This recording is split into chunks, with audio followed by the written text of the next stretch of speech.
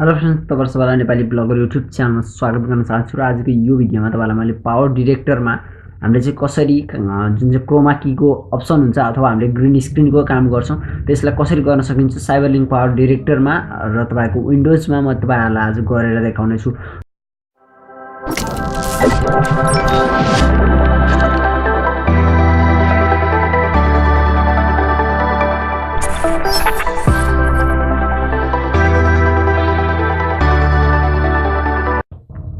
तपाईले हालेर एउटा ड्रप ल्याएर फर्स्टमा ल्याएर तपाईको चाहिँ फर्स्टमा चाहिँ फर्स्ट लाइनमा चाहिँ तपाईको जुन इमेज हुन्छ तपाईले अथवा ब्याकग्राउन्डमा तपाईले जुन कुरालाई हाल्न चाहनुहुन्छ जुनसुकै इमेज अथवा भिडियो हुन्छ त्यो ल्याएर तपाईले राख्नुपर्ने हुन्छ फर्स्ट लाइनमा र सेकेन्ड लाइनमा तपाईले चाहिँ जुन तपाईको ग्रीन स्क्रिनमा अथवा तपाईको जुनसुकै एउटा ब्याकग्राउन्ड भएको जुनको तपाईले ब्याकग्राउन्ड रिमुभ गर्न चाहनुहुन्छ त्यसलाई ल्याएर चाहिँ तपाईले राख्नुपर्ने हुन्छ र म यसलाई चाहिँ अहिले अगाडि ल्याएर फर्स्टमा मैले यहाँनिर ल्याएर राखेको छु र तपाईहरुले मैले भिडियोलाई प्ले गर्दा देख्न सक्नुहुन्छ मेरो यो ब्याकग्राउन्डमा छ र यो म सब्स्क्राइबको बटनलाई बेललाई चाहिँ म यसलाई चाहिँ ट्रान्सप्यारेन्ट गर्न छ भने म यसलाई के गर्नुपर्ने हुन्छ फर्स्टमा तपाईले आएर यसलाई जुन चाहिँ तपाईको सेकेन्ड लाइन छ यसलाई चाहिँ आएर छुनुस्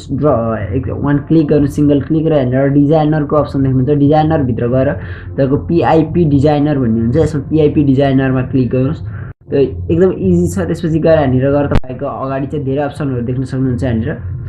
र मोसनमा हैन अगाडिपटि नै तपाईको यहाँनिर क्रोमा कीको अप्सन छ यसमा टिक मार्क गर्नुस् र तपाईको यहाँनिर एउटा बटन देख्नुहुन्छ सानो तल गर्ने बटन यसमा क्लिक गरेर यहाँनिर तपाईले यसलाई सिलेक्ट गर्ने अप्सन छ एउटा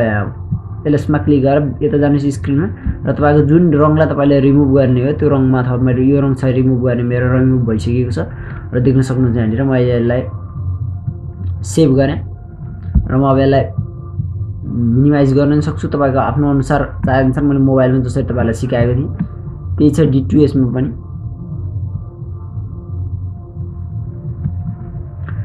र देख्न सक्नुहुन्छ यहाँनिर रिमुभ पनि भइसकेको छ मैले तपाईलाई देखाएँ इजी रूपमा तपाईले रिमुभ गर्न सक्नुहुन्छ। यो भिडियोमा तपाईलाई मैले